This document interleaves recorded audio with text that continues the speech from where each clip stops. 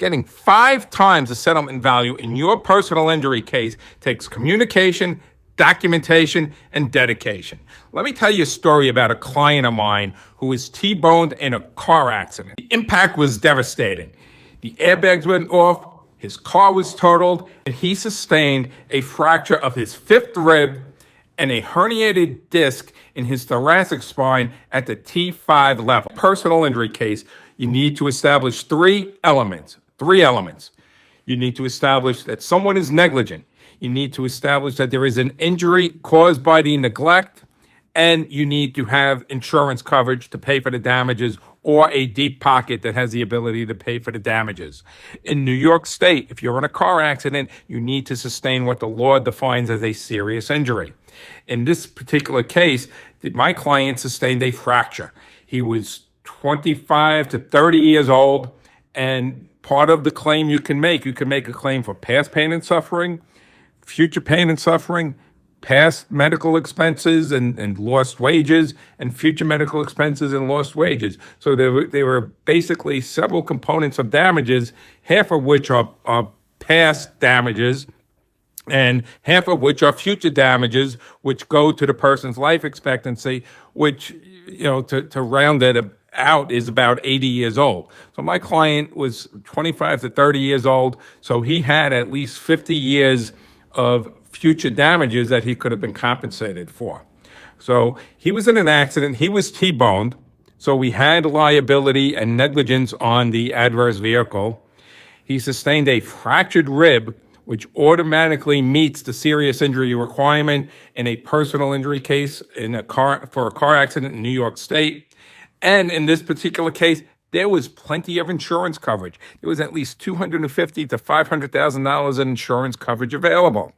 In this case, my client had all the necessary elements required to win his case. He was going to get money. It was a matter of how much. First thing that has to happen in any legal representation is communication. The client has to contact the attorney, engage the attorney, and the attorney has to find out what happened. It is the attorney's job to elicit all the required information to find out what happened in the accident, what happened to the client as far as their injuries and their treatment, and explain what the legal process is and explain the law to the client. Explaining what happened just isn't enough to win the case. Right? There needs to be documentation. The insurance company is not just going to take your word for it or my word or anybody's word as to what happened. Important documentation that needs to be obtained immediately are photographs, pictures of the accident scene, pictures of the damage to the vehicle, pictures of the injuries. If you're injured and you have bruising or disfigured in any way, you need to get pictures. The attorney needs to communicate that to you. And if you are not able to get the pictures, your attorney better send somebody out there or go there themselves to get pictures of all of these things. So under the law, your testimony regarding your injuries is not acceptable. You can testify regarding the pain that you've experienced and how you've suffered and how your life was affected.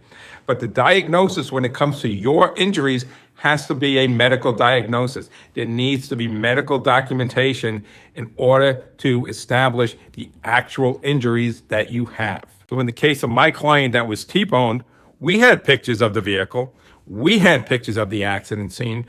The insurance company accepted responsibility for the accident almost immediately. There was no dispute as to who was at fault. The next dispute became, well, how do you value the case? How do you value the injuries? And again, the insurance companies don't give out money freely. So their position is he had a fractured rib. Fractured ribs healed. There's not really much you can do for them. And they never, ever believe that a herniated disc is significant or actually causes pain or was caused by the accident. They will find any excuse under the sun to say that a herniated disc is not related. What made this case unique is the fact that my client had a fractured 5th rib and he had a herniated disc at the same level of the rib fracture. So that is not a coincidence. That showed that the impact was so severe that it caused him to break a rib and pop a disc in his thoracic spine. And there was no doubt that he had both, right? The only question the insurance company had was whether or not the herniated disc at T5 in his thoracic spine was actually caused by the accident. And we all know that is ridiculous because the rib was fractured at the same level. Now, again, we had all the elements in this case. We had neglect, we had an injury, we had a serious injury under the law in New York State for a car accident, and we had plenty of insurance coverage. But what we didn't have is a client who is dedicated to getting treatment. He was young. Going to the doctor was an inconvenience. And although he was in pain, like most of us do when we have pain, we suffer through it. We get up every morning, we get dressed, and we live with the discomfort, and we learn to deal with it in ways so we can go on with our life.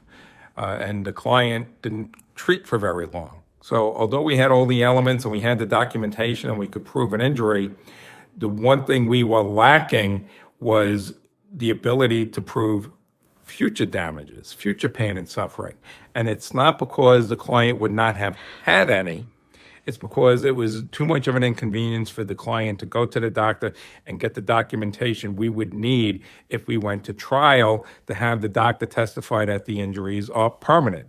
So whether it's true or not, when a individual stops treating from an injury case, the insurance company thinks, well, they're better, right? They're better and they don't have any pain. And that is not necessarily the case. But in order to have a jury award money, we need the medical doctor to come in to testify, hey, these injuries are permanent. This is what the cost of his future care will be. Herniated discs generally do not get better. Right? Once you have a herniated disc, it gets worse as you get older and the pain gets worse. And short of surgery, there really is very little that can be done to treat a herniated disc. And a legitimate herniated disc that is caused by trauma is a devastating and very painful injury, especially at the times when it's acting up.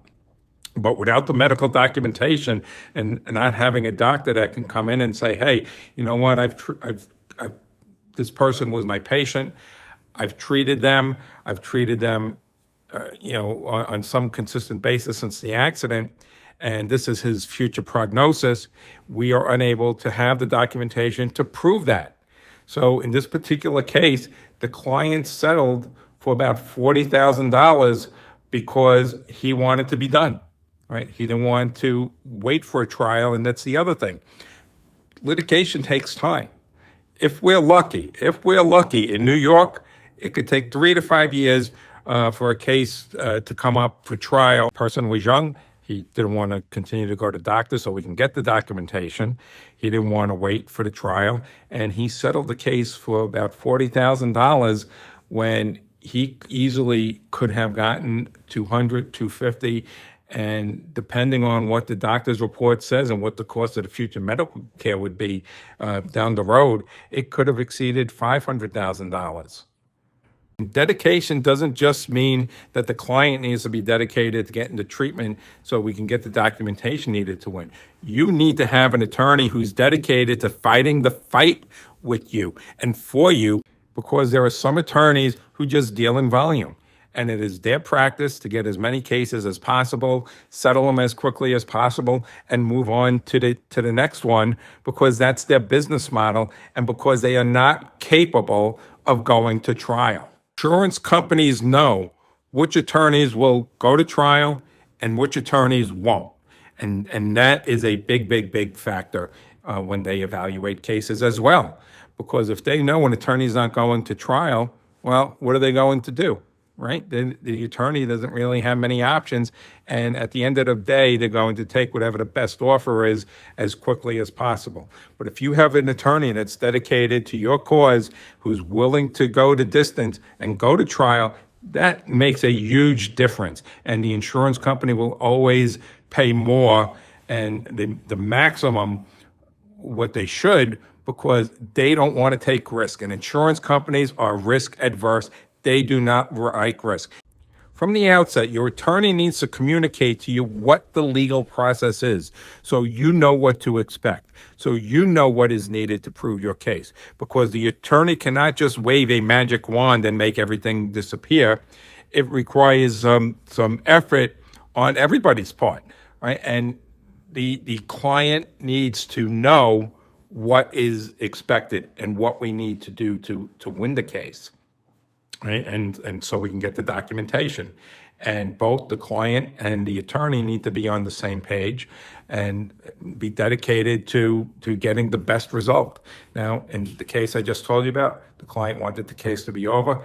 It ended up he was very happy with the result, but a lot of clients don't want that. They want to get the maximum that they can get. They're willing to wait for it. And that's where communication with the attorney is very, very important. So the attorney can satisfy the client's needs and the client's expectations, right? So just because an attorney thinks the case has a greater value does not mean that we ignore what the client wants. We have to abide by the client's wishes. But by the same token, the client needs to know what is needed to win the case to get maximum value. If you've been injured as a result of someone else's neglect, ring Rizzuto at 855-Rizzuto. And if you enjoyed this video, subscribe for more content just like this, and I'll see you there.